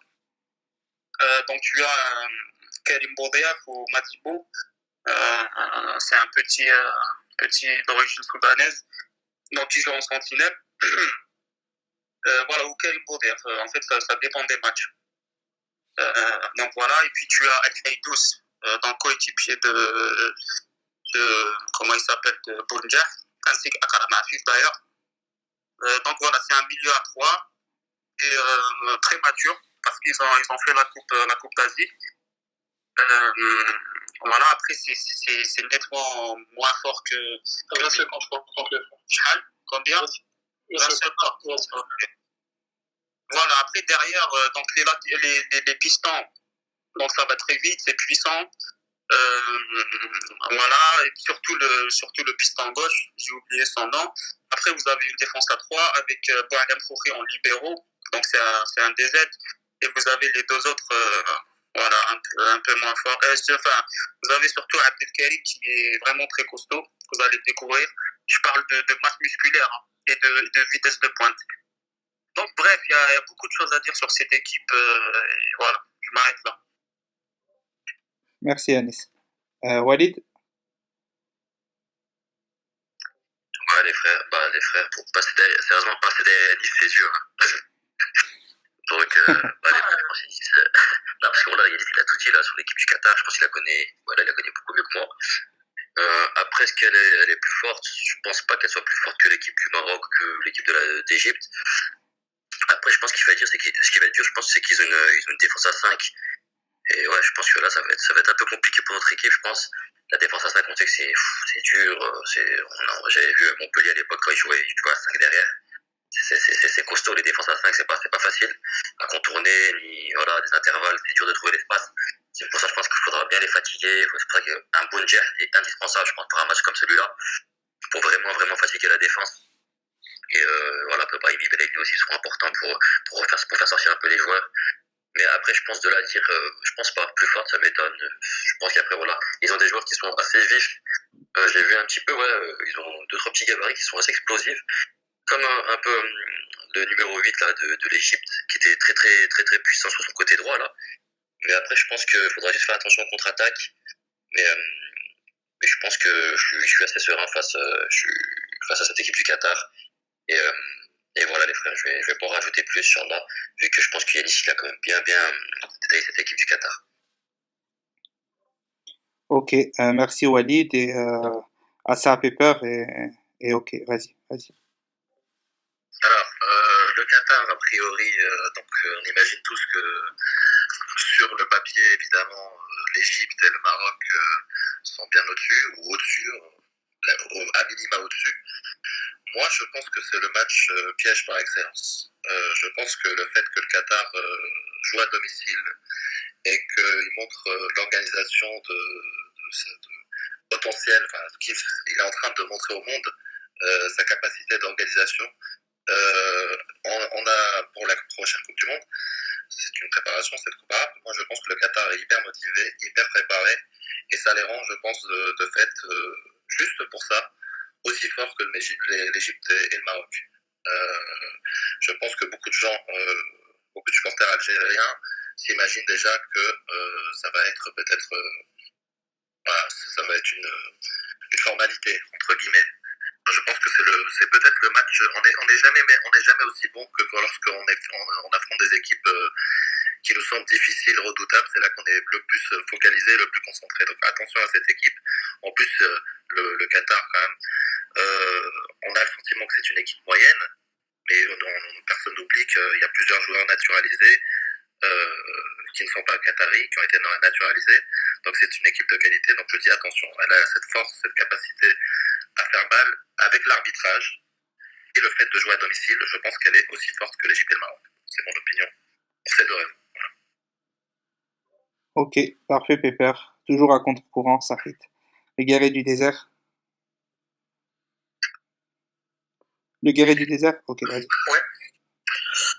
Alors déjà, premier élément qu'on n'a pas relevé, en prenant en compte que c'est leur équipe A quand même, par rapport aux autres où ils avaient leur équipe A prime. Par contre, par exemple, l'Égypte, ils avaient 68% de l'effectif qui était l'équipe A, mais voilà. Donc c'est quand même leur équipe A. Non, pour moi, clairement pas du tout. Ils n'ont pas la possession du milieu, donc pour moi, l'Égypte et le Maroc, ils sont au-dessus. Mais voilà, c'est quand même, ils sont quand même très dangereux. Donc je vais développer. Donc ils n'ont pas la possession du milieu. Ils sont assez solides défensivement, mais à droite avec Pedro, Miguel et Bassam, voilà, ils risquent, voilà, ils ont une mini faille parce que les équipes adverses. Parce que moi j'ai réanalysé les matchs, j'ai tout regardé encore et j'ai vu qu'ils arrivaient à passer, malgré qu'aucune de celles-ci n'a réussi à concrétiser. Parce qu'ils ont pris un seul but par le Oman qui est venu du côté droit après un corner qui a été contré, ils ont recentré et but. Mais sinon, ils sont assez bons défensivement. Et si on les neutralise avec nos bons défenseurs, ils sont assez bons offensivement, pardon.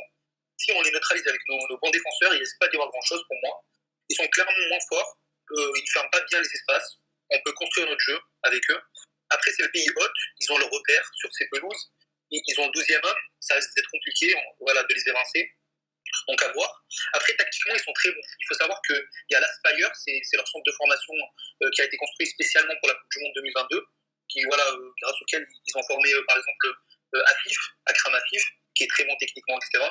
Voilà, il faut faire attention parce que, en fait, beaucoup d'entraîneurs, un gros pourcentage de ce centre de formation, ils sont espagnols. Et ils ont basé un peu leur formation sur la tactique. Donc tactiquement, ils sont très bons. Il faut faire attention à ça, même si sur le terrain, voilà leurs joueurs, ils font moins peur au milieu, etc. Donc je pense que l'analyse tactique, elle va beaucoup compter dans ce match, parce que voilà, moi, ils m'ont surpris. Par exemple, contre les Émirats Arabes Unis, ils n'avaient pas la possession de balle. Ils avaient 23% à 25 minutes, et ils avaient 25% à 25 minutes de jeu. Et ensuite, ils avaient 27% contre 73% pour les Émirats. Et malgré tout, ils ont réussi à gagner 5-0. C'est pour vous dire que voilà, il faut faire très attention à cette équipe. Je pense qu'ils peuvent être très dangereux, ils peuvent se montrer voilà, offensifs. Voilà. Donc voilà mon analyse par rapport au Qatar. Merci, le guerrier du désert. L'Algérie lyonnais. Alors, oui, la question par rapport au Qatar, je pense clairement, c'est un gros mot, mais je pense qu'ils sont quand même en dessous du Maroc. Je les mettrais peut-être, allez, un peu moins inférieurs par rapport à l'Égypte, mais très en dessous largement par rapport au Maroc. J'ai regardé un peu les résultats de leur match, avec quelques résumés. Alors, leur premier match, c'est une équipe qui avait gagné 1-0 face au Bahreïn, qui avait par la suite gagné 2-1, qui avait par la suite gagné 3-0, face aux Émirats qui gagne 5-0. Donc, je ne sais pas si on peut dire ça, mais pour moi, c'est une équipe qui monte un peu en puissance et en confiance. Ils savent se montrer dangereux même s'ils n'ont pas la possession de balle. Donc, je suis assez d'accord sur le fait qu'il faut se méfier de cette équipe, sans pour autant tomber dans un jeu de complexe d'infériorité, de se dire que c'est une équipe organisatrice, que forcément ils seront favoris. Nous, on a aussi une bonne équipe, et à nous de montrer aussi dangereux, de provoquer notre chance. Et clairement, je pense qu'on a toute notre chance face à cette équipe du Qatar, qui pour moi reste plus prenable que celle du Maroc. Voilà. C'est pas facile. Ok, merci l'Algérie lyonnais.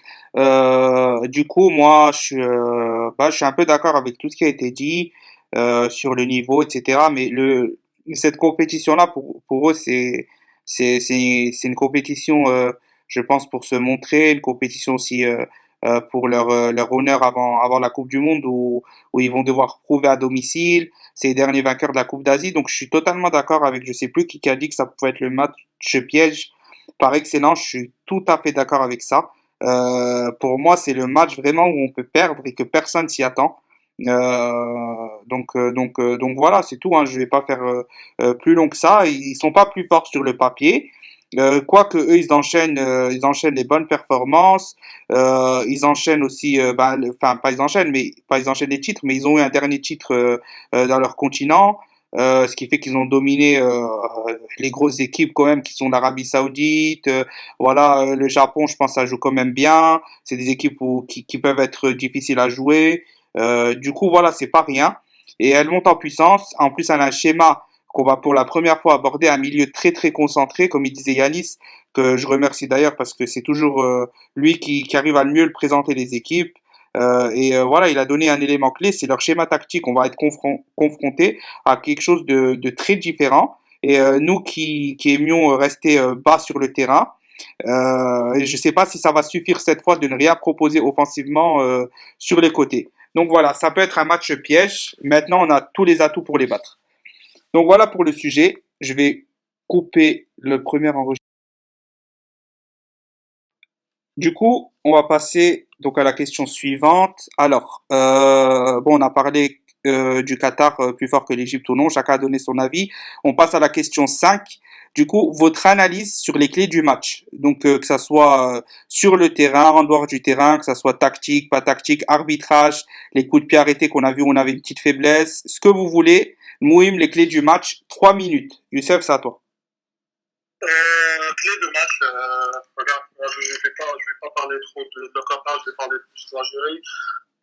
c'est comme toujours, hein, on reste confiant, on joue notre jeu, mais quand même, on ne doit pas sous-estimer l'adversaire. On doit vraiment faire, genre, le staff technique doit vraiment faire, genre, faire la bonne recherche sur cette équipe-là, comment ils jouent, c'est quoi le danger, il vient d'où, tout ça. Et puis, on fait quelques changements comme d'habitude, mais niveau global, on reste avec notre même identité, on joue notre jeu, on joue notre jeu, c'est ça. On ne faut pas que on le sous-estimait notre fois, troisième fois, bien sûr, parce qu'il y a un peu cet sentiment, c'est du Qatar, c'est pas fort, tout ça. Mais après, quand vous avez dit que c'est pas le Maroc, c'est pas le Maroc d'Égypte, mais quand même, c'est une bonne équipe. Alors, à côté de l'Algérie, ouais, c'est pour moi le plus important. Jouer notre jeu, être confiant, mais pas arrogant, c'est ça. Confiant et pas arrogant. Inch'Allah, on peut le battre. Pour moi, c'est ça le clé de match. Merci. Ok, bah, Ayanis, les clés du match, Rouya. Attends, je pense juste que... Ouais. Alors, les clés du match, je pense que le travail tactique qui sera fait par Bogala sera vraiment la clé, parce que parce qu'en fait, la plupart des équipes jouent avec un 4-3-3 ou voire un 4-4-2. Donc quand tu joues contre une équipe comme ça, mature, qui a l'habitude de jouer avec ce 3-5-2, donc on va dire il faut vraiment qu'il fasse beaucoup de vidéos, voilà, pour bien se placer, pour que le bloc soit vraiment homogène et pas laisser d'espace derrière. Donc déjà tactiquement il faut être fort. Après moi, je vous ai parlé tout à l'heure de El Mouaiz, l'attaquant de pointe. Je pense que ça sera vraiment un test pour Tougaï ou peut-être Ben Amri qui va jouer, et Bakran, parce qu'on va dire que c'est un autre profil. L'Égypte, en fait, n'a pas eu on n'a pas affronté ce profil, en fait, que ce soit contre l'Égypte ou le Maroc. Donc, comme je disais, il est très puissant et il prend très souvent la profondeur. Et puis quand tu as Akram Afif qui est très vicieux, on va dire, qui est très technique, il a, on va dire, cet altruisme, cette passe qui peut tuer. Derrière, tu as El Haïdous, un peu, on va dire, lui, c'est vraiment un 10, voire 8, un peu plus lent que Afif. Mais voilà, il peut faire la différence. D'ailleurs, il a marqué contre le Japon en finale de la Coupe d'Asie. Donc voilà, moi je pense que c'est vraiment la crise, ça sera vraiment tactique, parce que individuellement on est beaucoup plus fort. Que ce soit, en fait, ils n'ont pas des joueurs qui peuvent vraiment, on va dire, dribbler en un contre un en technique pure, tu vois. Akram Afif, on va dire, c'est vrai, il est technique, mais il a plus de cette impulsion, cette vitesse par laquelle il fait la différence, en fait. Mais ils n'ont pas un joueur comme Belaïli ou comme Brahimi, puis ils n'ont pas un joueur aussi complet que Boulja. Parce que Moïse là, voilà, techniquement c'est pas le type qui va te dribbler ou quoi, mais voilà, il est puissant, il prend. Et puis aussi faut maîtriser les pistons, parce qu'ils montent, bon, c'est la définition même des pistons, parce qu'ils sont puissants, ils dégagent vraiment, ils prennent la profondeur très facilement. Donc voilà, faut maîtriser ça. Et puis les coups de pied arrêtés aussi, faut faire attention, parce qu'ils ont Bouhana Profi, par exemple, l'Algérien, qui joue on va dire en libéraux dans une défense à 3. Donc il a une détente incroyable. Donc voilà, il faut faire attention aussi aux coups de pied arrêtés et bien les bosser. Ok, Sahid Janis. Walid, Alors, je rejoins Yannis sur le fait qu'il a dit ça va beaucoup se jouer sur le plan tactique. Et après, je pense qu'il va falloir faire aussi attention un peu à tout ce qui est arbitrage. On va faudra sûrement pas trop parler avec l'arbitre et éviter les fautes surtout, je pense. Bon, on va pas parler de l'arbitrage ou quoi, de dire que voilà. On va pas parler de complot ou quoi, mais il va falloir faire attention à l'arbitrage, surtout voilà, il joue à domicile, il est sur la maison, peut-être que l'arbitre il aura un peu la pression avec le monde qui sera derrière quoi, le 12e homme. Mais je pense qu'on va essayer de bien analyser ce match. Je pense qu'on va essayer de jouer comme on a joué contre le Maroc. Je pense que la meilleure des choses c'est de jouer comme on l'a fait contre le Maroc sur le plan tactique, sur ce qu'on a vu contre le Maroc quoi. Je pense que si on refait ça contre le Qatar, je pense qu'Inch'Allah la victoire elle sera là. Et surtout comme il a dit, les coups de pied arrêtés, parce que je pense qu'ils vont bien visualiser surtout le fait qu'on a notre point faible là, c'était voilà, contre le Maroc c'était les coups de pied arrêtés. On a bien vu qu'il y a pas les défenseurs ils viennent pas couper les trajectoires et que Mbappé au cage des fois il est pas assez serein, donc il faudra vraiment faire attention aux coups de pied arrêtés, surtout les coups de pied arrêtés qui sont proches du gardien quoi, qui sont à 2-3 mètres, puisqu'on voit que Mbappé il est hésitant. Et voilà, comme a dit Ali, je pense qu'il a oublié le côté du Qatar. Il a dit qu'il y a des joueurs qui sont affûtés, des défenseurs qui vont venir avec la tête. Il faudra vraiment qu'on bosse là-dessus. Et sinon, je pense que les clés du match, ça va être le plan tactique, ça c'est sûr. C'est le premier truc quoi, dans un match. Et je pense que c'est aussi bien faire fatiguer les défenses. Parce que la défense, c'est une défense à 5. Ils vont essayer de jouer beaucoup avec le fait qu'ils sont plus nombreux défensivement, il y aura du monde quoi. Donc il va falloir vraiment faire sortir les défenses, jouer les intervalles et voilà, créer de l'espace, voilà, essayer de faire comme on a fait contre le Maroc. Je pense que vraiment comme a dit Yanis, ils n'ont pas d'individualité et on a bien vu qu'on a un bel Aïdi qui peut te passer un joueur, 2 joueurs, voire 3 joueurs. Et quand tu vois ce qu'il fait contre le Maroc, contre quand même des joueurs qui sont de qualité, hein, les latéraux, on a bien vu c'est des bons latéraux assez puissants, explosifs.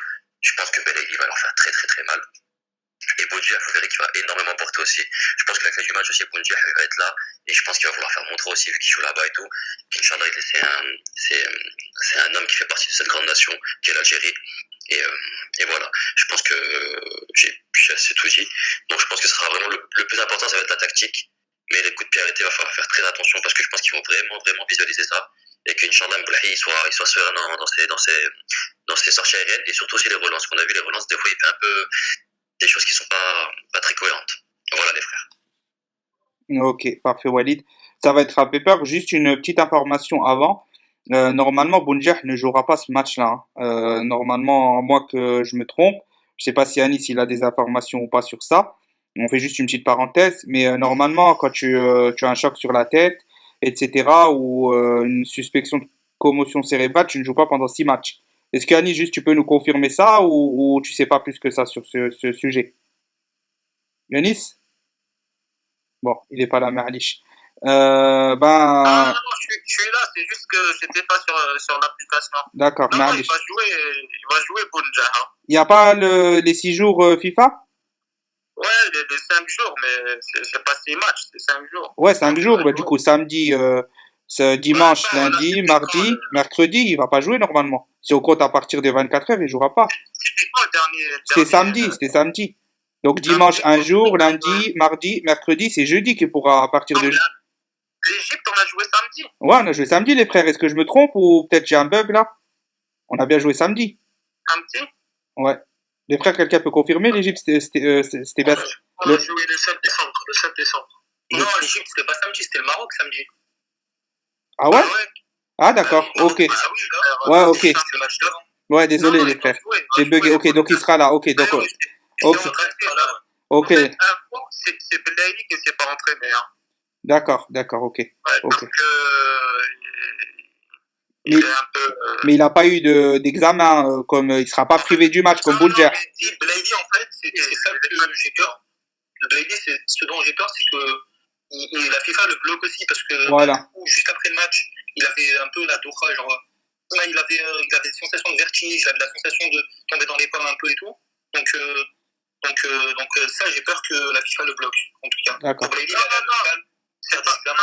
non, il n'a pas eu de truc de vrai choc. Il n'a pas tapé sa tête par terre ou quoi. C'était juste un choc. Mais en fait, il l'a ménagé parce qu'il est fatigué.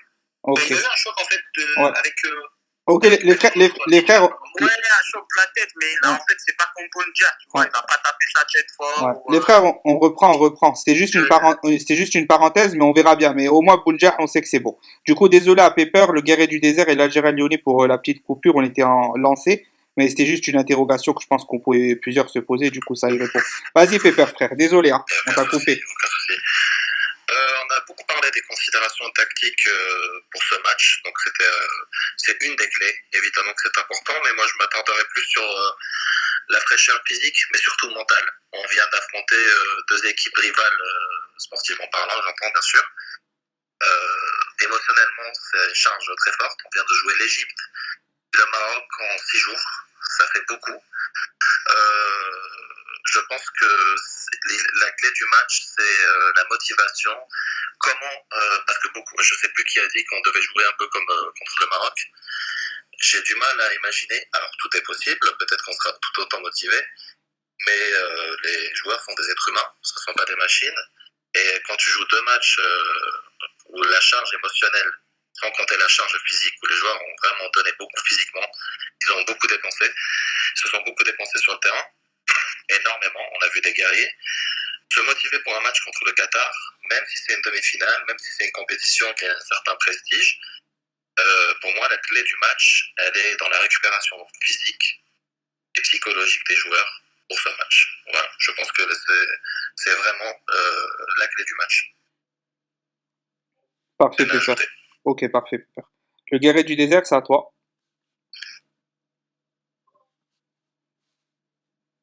Allô. Le guerrier du désert, c'est à toi, Khouya. Je sais pas si c'est mon micro, peut-être il a bugué. Ouais, j'attendais juste que tu dises ça. D'accord, désolé. Vas-y. Il n'y a pas de souci. Alors, pour moi, déjà, vous l'avez dit, les frères, le Qatar, c'est l'équipe qui a remporté la Coupe d'Asie, qui a fait la Coupe américaine, même si, voilà, ils ont été quand même bons contre la Colombie, etc. Je sais pas si vous avez regardé les matchs, le Paraguay, ils avaient fait 2-2, etc. Ils ont perdu contre l'Argentine, voilà, ils ont été au-dessus, l'Argentine. Mais sinon, je trouve qu'ils ont de bons automatismes. Et je vais développer, je vais venir au clé du match. Hein. Mais du coup, en fait, par exemple, nous, on a gagné la CAN, on a quelques joueurs devant, mais finalement, en fait, ce que je pense, c'est que par rapport à leur effectif, il y a eu 7 à 8 joueurs qui ont joué la Coupe d'Asie. Et le reste, ils n'ont pas joué. Donc, contre les Émirats Arabes Unis, ils n'avaient pas la possession, comme je l'ai dit. Ils avaient 27% de possession, ils ont réussi à gagner 5-0. Donc déjà, clairement, pour moi, même si on ne peut pas juger sur un match, mais la possession, je pense que ce n'est pas une des clés du match. Donc pour moi, c'est être tueur face au but. Et les clés, je pense, c'est passer à gauche, vu que pour moi, c'est une mini-faille. Voilà, leurs joueurs, comme je vous ai dit, Pedro et Bessam. Après, être solide sur coup de pied arrêté et aériennement. Il ne faut pas que Tougaï nous fasse la même erreur de marquage et que Mboulahi ne nous fasse pas peur sur son positionnement. Ensuite, ils font beaucoup de longs ballons, bien couvrir. Et puis faire attention au marquage défensif. Voilà, par exemple, Chechi, des fois, que voilà, j'ai remarqué, j'ai relevé quelques fois où il oubliait son marquage défensif, ça me faisait un peu peur sur le côté. Quand on changeait d'aile, et justement, eux, sur les changements d'aile, n'hésitent pas à faire avec leurs pistons, qui montent beaucoup, comme Hammam. Voilà, donc Hammam et également Pedro qui montent beaucoup, mais plus Hammam, tellement j'avais l'impression que c'était un ailier à des moments, tellement qu'il montait énormément. Donc voilà, nos latéraux doivent être robustes sur cette rencontre. Après, l'arbitrage, j'espère qu'il va prendre de bonnes décisions, pas comme celui contre le Maroc. En fait, contre le Maroc, j'ai l'impression que en fait, il avait une réputation d'être facile à la gâchette, cet arbitre-là, mais finalement, en fait, il nous a montré tout l'inverse dans cette rencontre. Les 30 premières minutes, le Maroc, il faisait beaucoup de fautes, et pourtant, il ne sortait pas de carton jaune jusqu'à la 16e minute. Et je dis bien jusqu'à la 16e minute, parce que voilà, pour moi, il méritait un carton bien avant. Donc, niveau tactique, voilà, comme je vous l'ai dit, par rapport à l'apport des Espagnols sur le plan tactique, Félix Sanchez sur leur entraîneur, qui peut tirer le meilleur d'eux, puisqu'il les entraîne depuis petit aussi. Parce que voilà, depuis 2006, il a entraîné à la Spire Academy. Ensuite, 2013, les Qatar U19. Ensuite, voilà, 2014-2017, les U20. Donc voilà, il a beaucoup entraîné les jeunes du Qatar, donc il les connaît bien. Donc il peut tirer beaucoup d'eux. Et voilà, donc moi je pense aussi qu'il faut se donner à fond, mouiller le maillot comme d'habitude, se donner pour son pays, et ça sera important. Voilà pour moi. Ok, Sahid, l'Algérien lyonnais. Oui, donc il y a beaucoup de choses qui ont été dites avec lesquelles je suis d'accord, notamment ne pas prendre cette équipe à la légère. Voilà, je dirais oui, je reste sur ma lignée que j'avais dit face au Maroc. Savoir poser notre jeu, voilà, essayer de s'imposer le plus tôt possible dans ce match, essayer de marquer un but très très tôt. Et après pouvoir justement gérer comme on sait le faire, tu vois, au niveau de faire tourner le ballon, enfin voilà, continuer à provoquer, mais voilà, faire attention aussi aux fautes bêtes qui peuvent arriver pas trop loin de la surface, qui peuvent provoquer des coups francs. Voilà, faire attention à ça, être vigilant. Les frères a cité le fait que cette équipe était très forte sur coup de pied arrêté. Voilà, nous, l'histoire nous a montré face au Maroc que c'était un point faible. Voilà, donc oui, que du match, faire attention aux fautes qui peuvent être pas loin de la surface, savoir poser le jeu, essayer de marquer très très tôt dans le match pour pouvoir poser notre jeu et jouer plus librement. Mais voilà, pas prendre cette équipe à la légère, et voilà, c'est tout ce que j'aurais à dire. Ok, parfait, Nadjira Lyonnais. Du coup, moi, je vais pas répondre à cette question pour qu'on gagne un peu de temps et qu'on soit dans les clous. On va passer à l'autre question. Donc, faut-il faire reposer des joueurs? Si oui, lesquels? Quelle composition? Ce qu'on va faire, les frères, c'est qu'on pour aller plus vite, on va simplement dire s'il faut faire reposer des joueurs et vous allez donner votre composition d'équipe, donc le schéma tactique 4-3-3, 4-2-3-1, 4-4-2, et vous citez votre composition d'équipe. Voilà, comme ça, on va plus vite sur cette partie-là. Donc, Youssef, à toi. Est-ce qu'il faut faire reposer des joueurs et tu cites ta compo? Faut-il reposer les joueurs? Ça, je sais pas, ça revient au staff technique, surtout avec les préparateurs physiques. C'est eux qui vont dire, mais j'avais l'impression qu'ils étaient fatigués, surtout Bailey. Mais Bailey, il est clé de match, je veux qu'il joue. Alors, faut-il reposer des joueurs? Si, non. Pour moi, c'est une demi-finale. C'est un match important, c'est un match très important. S'ils ont prêt, normalement, ils jouent. Peut-être, j'ai mis Sayoud à la place. Si Blayley n'est pas prêt, peut-être j'ai mis Sayoud à la place, mais c'est juste ça. Mais normalement, tous les joueurs, je veux qu'ils jouent. Et la composition, alors vas-y, je vais mettre Bolhe, Ben Ayada, Bedran, Tougaï, Chiti, par exemple, Bendebka, Blayley, Sissi, Brahimi, puis Méziane ou Boutman, et avant-centre Bonja, clairement, c'est pour jouer, c'est ça. Ok, parfait Yanis. Parfait Youssef, Smahdi. Yanis, à toi. Alors, désolé, c'était quoi la question? Faut-il faire reposer les joueurs? Si oui, lesquels et quel compo? Donc rapidement pour s'il faut faire reposer des joueurs et tu cites ta compo. Vas-y frère. Bon, je pense que Ben Amri va jouer ce match. Et je pense que Tougaï va sortir. Il y aura Ben Amri, sachant qu'en plus il connaît bien Qatar. Donc je le vois bien débuter avec Botaran. Ensuite, pourquoi passer à Ayoud en 10? Et Lady va commencer sur le banc. Et Brahimi va être à gauche. Donc voilà, moi je le vois comme ça. Ensuite, les latéraux, ça ne va pas changer, je pense. Gardien Poulhi, bien sûr. Et puis il y aura Bonja en pointe. Voilà, moi je vois bien deux changements. C'est Ayoud en 10. Lady, il va commencer sur le banc. Et voilà. C'était quoi l'autre question? Non, c'est bon, t'as répondu, Khouya. C'est bon, t'as répondu. Okay. Merci, Yanis. Ouais. Walid, à toi. Vous m'entendez, les frères? Ouais, on t'entend bien, Khouya, vas-y. Ouais. Alors, juste 2 secondes, les frères. Alors, pour moi, je pense qu'il n'y a pas de joueur à reposer. Après, on a vu que Belaïdi, c'est vrai qu'il était un peu affaibli à la fin. Je sais pas si c'est parce qu'il reste 20 minutes, il a tout donné. Donc, moi, sérieusement, si Belaïdi est en forme ou quoi, je ne changerai pas.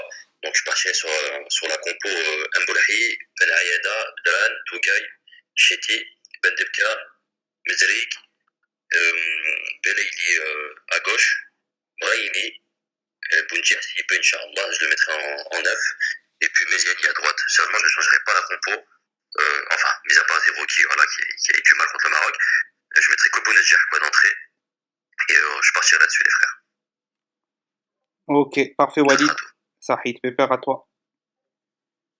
Oui, faut-il reposer les joueurs moi, je dirais que la question qui pourrait aussi se poser, c'est faut-il faire jouer certains joueurs parce que je ne sais plus quel est l'objectif de cette Coupe arabe. J'ai l'impression qu'on est en train de jouer à la Coupe du Monde et on oublie en fait que l'objectif d'avoir certains joueurs A, c'était juste de les rendre qu'ils soient compétitifs simplement pour la CAN, ni plus ni moins. Et là, on est on est en train de cramer tous les joueurs A et paradoxalement, d'autres joueurs ne jouent pas du tout. Donc pour moi, oui, il faut faire reposer des joueurs, quitte à même se faire éliminer, parce que je considère qu'après ce qu'on a fait contre l'Égypte et le Maroc, ces belles prestations, pour moi, la victoire, elle est secondaire. Moi, j'assume, je dis ce que je pense.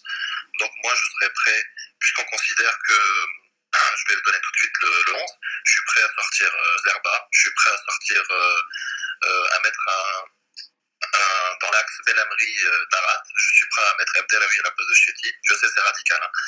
Bon, au milieu de terrain, Mezrig, Bendebka, pas de problème. Je mets Saïd en 10, je mets Brahimi, parce que je vois pas, il n'y a pas beaucoup d'autres possibilités à gauche, Brahimi à gauche, même s'il est surutilisé lui aussi. Je mets Bounedjah pour évidemment que lui aussi, ça lui fera du bien de jouer, parce que là, il n'a pas joué la dernière fois. Et voilà, donc si on ne peut pas cramer des joueurs, il faut aussi faire jouer certains qui seront là durant la CAN, comme Lamri, comme Tarat. Et voilà, donc pour moi, il faut un équilibre. Et oui, je suis pour faire un gros changement, une grosse revue d'effectifs pour cette demi-finale, qui n'est qu'une demi-finale de Coupe arabe, je le rappelle. Voilà. Sahid, Pépère, le guerrier du désert, c'est à toi. Alors, pour moi, ce serait important de faire reposer Blaili. Surtout voilà, il est parti à l'hôpital après le gros choc, etc., qu'il a fait des examens et tout. Et Brahimi.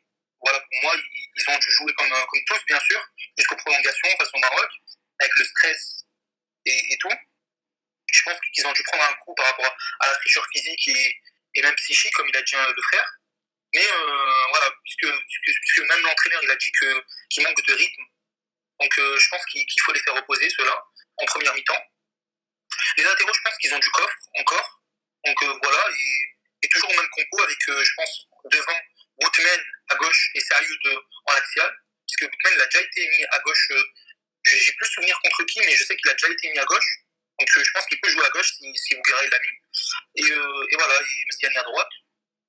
Et voilà, à leur place, là je pense que vous allez découvrir Sayoud qui est excellent en MOC ou en attaquant axial. Et la compo, pour moi, ce sera un 4-2-3. Hein. Voilà, je fais bref. Je fais concis. Ouais, Sahid, Sangoku. L'Algérie lyonnais, vas-y à toi.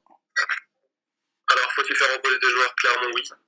Belaïli, pour moi, il ne doit surtout pas commencer cette rencontre. Là, ça commence à faire un peu beaucoup quand même pour ce joueur. Match précédent qui joue 120 minutes avec des tirs au but et tout. Clairement, Belaïli, pour le prochain match, c'est vital, il faut le mettre sur le banc. Quitte à faire rentrer peut-être les 5 dernières minutes ou quelque chose comme ça. Mais clairement, ce joueur, il a clairement besoin de repos. Pour ma compo, je partirai sur un 4-2-3-1. Je resterai avec la même compo, la compo classique, quoi, avec un Boulhi, Tougaï Bedran, Chetty, Belaïada, Bendebka. Draoui, je mettrai Draoui, tiens, je mettrai Draoui, au vu de ce qu'il avait apporté au dernier match. Milieu offensif, je mettrai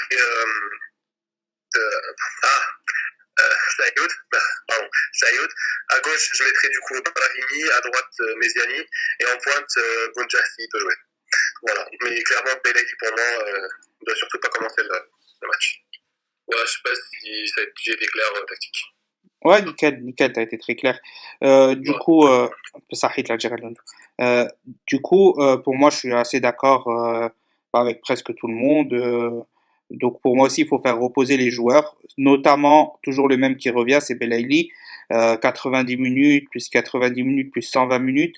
C'est pour ça qu'à chaque fois, il est replacé en neuf. C'est parce que justement, comme l'a dit Bouguera, il peut pas jouer sur les côtés par manque de rythme, par manque de physique. Donc en fait, en pointe, on lui demande de rester devant et de faire un exploit. Du coup, je pense que l'objectif clair et net maintenant est de gagner la Coupe arabe. Alors certes, c'est une moindre, enfin une compétition moindre, mais c'est comme avec la France, la dernière compétition, la Ligue des Nations, je sais pas quoi. Ça fait quand même du bien de le gagner, même si c'est une compétition moindre, une compétition nouvelle ou ce que vous voulez, parce qu'elle est quand même diffusée. Il y a un engouement, enfin, FIFA TV accès libre. Voilà, donc maintenant, il faut aller la gagner. Du coup, il faut faire opposer pour moi Brahimi et Belaïli. Du coup, pour le côté gauche, je pense que Brahimi en première mi-temps et Belaïli les 30 dernières minutes, ou quand Brahimi n'en peut plus. Sinon, une mi-temps chacun. Voilà, pour qu'il y ait quand même un peu de rythme. Il faut pas forcer du tout. Si possible, Belaïli juste 30 minutes. Serioud en 10. Pour moi, ça doit être le match de Serioud, vraiment. Il a été un peu peiné par les petites blessures à l'entraînement ou ça, ce qui fait qu'il n'a pas pu jouer tout le temps. Mais pour moi, c'est clairement le troisième plus gros joueur de cette équipe. Mezziani à droite, c'est un jeune, il va pas jouer avec les A, donc lui, on peut l'user jusqu'à la fin de la fin de la compétition. Bounjer devant, c'est un mal pour un bien qu'il ait loupé une mi-temps et demi parce que maintenant, on sait que sur les deux prochains matchs, il peut jouer. D'ailleurs, c'est l'un des seuls qui joue au Qatar et qui a un gros volume physique et qui tient 90 minutes sans problème. Donc du coup, là, il est prêt pour deux matchs. Milieu de terrain, Bendebka, je le mettrai pas. C'est aussi pour moi le deuxième joueur après Belaïli qui doit vraiment se reposer. Il court de partout, il enchaîne les matchs et sachant que c'est l'un des seuls qui peut venir en A pour moi. Avec Tougaï, peut-être, de ce que j'ai vu. Brahimi, n'en parlons pas, il a le niveau, mais ça va être une question. Est-ce que Belmadi n'est pas agacé par certains de ses dribbles devant la surface, etc. Donc, du coup, Bendebka au repos, sachant que Draoui est très intéressant et que Mrezig aussi dans son style est très intéressant. Donc, 4-2-3 avec Mrezig et Draoui. Et il faut absolument faire jouer Ben Lamri. Il a eu du repos. Euh, Ouais, il a eu du repos. Du coup, Ben Lamri, il faut laisser Bedran parce que c'est une charnière qui peut jouer à la canne ensemble. Sur le côté droit, ben, si Ben Ayada, il peut jouer, il faut le faire jouer jusqu'à la fin de la compétition. Et Chetty aussi, il faut le faire jouer jusqu'à la fin de la compétition, sachant que lui, il ne sera peut-être pas en A'. Et j'aurais mis Zerba, mais on va continuer avec Graïs, qui a pris en confiance, fini homme du match. Et voilà, il a eu certes quelques mauvais choix, mais au final, il faut le laisser pour la confiance et ce qu'il a apporté. Ok les frères, du coup, on va passer aux deux derniers sujets qu'on va assembler. Alors, c'était la 7 Tunisie vs Égypte qui va gagner, contre qui préférez-vous tomber, et Algérie vs Qatar qui est favori, et vos pronostics. Du coup, on va assembler les deux questions et on va finir avec ça. Donc Tunisie Égypte qui est favori et contre qui préférez-vous tomber, et pareil pour Algérie Qatar, favori, et par contre, on pronostiquera pour ce match-là. Vas-y Youssef. Alors, je commence avec la Tunisie-Égypte, c'est ça? C'est ça, Tunisie-Égypte, les frères, le favori et contre qui vous voulez tomber. Ensuite, t'enchaînes avec Algérie-Qatar, favori et pronostic. Une minute, hein, rapidement, une minute les deux. Ouais, vas-y. Tunisie-Égypte, ben, je pense, vite fait comme ça, je pense l'Égypte, ils vont, avec surtout l'expérience de coach, les Tunisie, ils ont une bonne équipe, surtout c'est très intéressant, surtout Hannibal, mais je pense l'Égypte. Et surtout, je veux l'affronter au final et on le gagne, bien sûr. Et l'Algérie, je peux pas dire le Qatar, c'est clairement l'Algérie, pour moi. Inch'Allah, l'Algérie qui est favori, Inch'Allah, on va le gagner, c'est ça. Ton, ton pronostic, Youssef, pour Algérie-Qatar? Pour mon pronostic, vas-y, j'ai 2-0. 2-0. Ok, parfait. Ouais. Yanis, à toi, Khouya. Alors la réponse est simple. Moi je préfère l'Égypte parce que la Tunisie, on va dire dans les compétitions, dans les phases finales, on va dire, on a toujours eu du mal contre eux, même si c'est sur la Coupe arabe. Mais après, moi je pense à des joueurs comme Msekni, par exemple. Voilà, s'il est dans son jour, ça va être un carnage. c'est un peu le profil de Beldaïdi, hein. C'est un joueur très fort en un contrat qui peut vraiment faire très mal. Après, tu rajoutes Slity, je l'ai vu le dernier match, il était pas mal.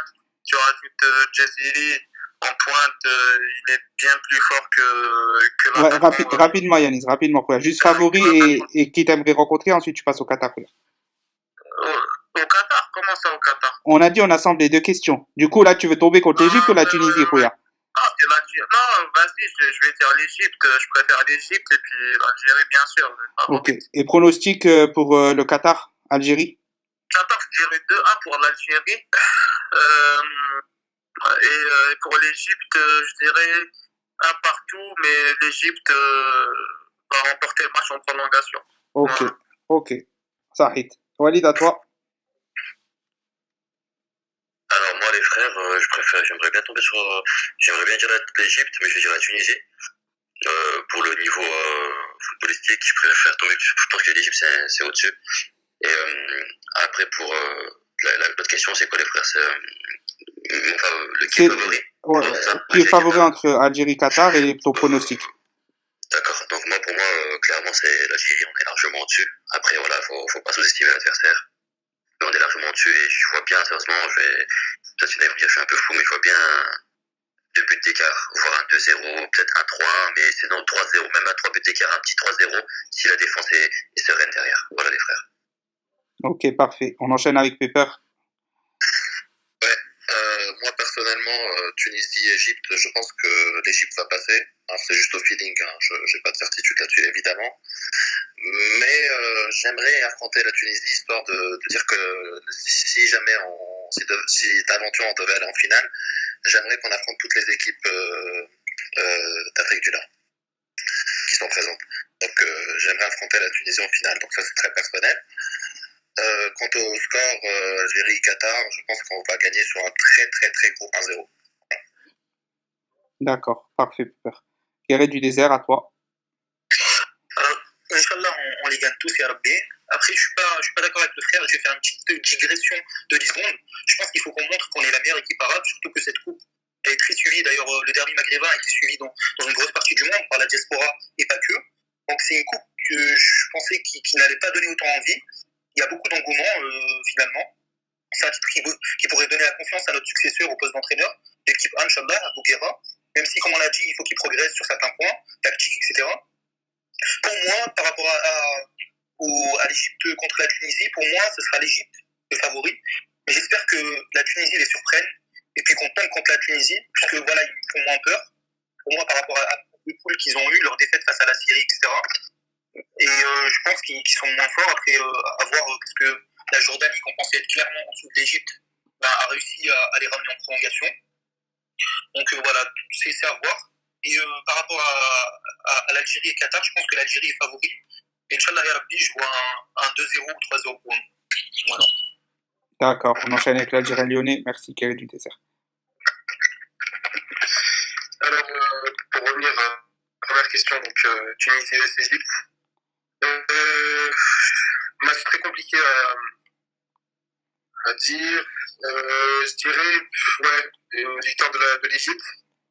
Je préférerais tomber contre la Tunisie pour une finale un peu Maghreb du Nord, tu vois. L'Algérie-Tunisie, ce serait beau à voir. Mais je pense que l'Égypte va passer pour ce match. J'étais en train de regarder un peu au niveau des poules, la Tunisie donc, qui avait eu 6 points, qui avait eu une défaite, il me semble, face à la Syrie, donc 2-0. Donc je pense que c'est une équipe qui peut être prenable pour face à. C'est sûr? Face à la Syrie? Allô? Ouais, c'est Yanis, il a dit 2-1, je crois. Moi je vais le regarder, c'est 2-0. Après peut-être. D'accord. Ouais, mais allez, c'est pas ce qui est le plus important. Vas-y, continue. Ouais, c'est important. Mais voilà, toujours dit qu'ils ont subi une défaite et je pense que l'équipe est prenable pour l'Égypte. Ensuite, en ce qui concerne notre match à nous, au niveau du diagnostic, je verrais un 2-1. Si vraiment l'équipe peut mettre un 3-1, c'est ce qui me paraît possible. Hein. Mais voilà, je pense que le score il va être de 2-1 et voilà. Avec l'Algérie qui peut être favorite Pour ce match, je pense que le Qatar nous craint plus que nous, on a craint. Voilà. D'accord, parfait les frères. Du coup, je vais conclure sur cette partie-là. Pour moi, Égypte favori et j'aimerais de toute façon jouer contre l'Égypte pour avoir cette, même si on n'a pas perdu, cette petite revanche parce qu'ils ont quand même célébré ça dans les vestiaires. Pour eux, c'était comme une victoire alors que c'était pas une victoire. Du coup, vraiment une belle finale Algérie-Égypte avec 2 fois plus d'intensité que le premier match. Ça serait à coup sûr une très très belle finale et si on gagne contre lors de cette compétition contre nos 2 rivaux principaux en Afrique, du coup l'Égypte et le Maroc. Pour Qatar-Algérie, ça va être un match, je pense, compliqué, mais il peut aussi être très simple. Tout va dépendre de ce qu'on va faire, de ce que Bouguera va décider de faire, de ce que l'équipe du Qatar va proposer face vraiment à son premier gros adversaire de la compétition. Du coup, je vais quand même dire un 3-1 pour l'Algérie. Si on maîtrise ce match, on peut vraiment faire un très beau 3-1 et de toute façon l'équipe du Qatar sera à féliciter. Et voilà, c'est un beau match qui s'annonce. Coupe champion d'Asie contre champion d'Afrique pour ces demi-finales. Voilà, je suis vraiment pressé. Inch'Allah, Inch'Allah qu'on passera en finale et qu'on tombera contre l'Égypte et qu'on soulèvera cette coupe. Du coup, voilà les frères, on a fini tous les sujets. Je voulais vous remercier à tous. C'est toujours très très très intéressant, toujours des débats contradictoires, euh, etc. Donc voilà, merci à tous les frères. Je rappelle que ça sera diffusé Inch'Allah demain sur YouTube, enfin en première pour que les gens réagissent dans le chat, etc. Du coup, je rappelle, comme je l'ai dit la dernière fois, pour ceux qui veulent me donner leur réseau social principal où ils sont dessus, qui me le donnent. Je l'ai mis la dernière fois dans la description. Du coup, je le remettrai comme d'hab pour ceux qui veulent. Il y a que Anis qui m'a sollicité la dernière fois. Du coup, si les autres vous voulez, il n'y a pas de problème, que ce soit Twitter, Instagram, pour ceux ben, éventuellement qui veulent vous joindre, enfin voilà, vous ajouter parce que vous parlez foot, etc. Donc voilà, vous me direz ça en privé avant demain midi 16h, quoi que je puisse écrire ça dans la description. Donc voilà les frères, je vous remercie encore et salam alaikum. Ouais, comme ça, là.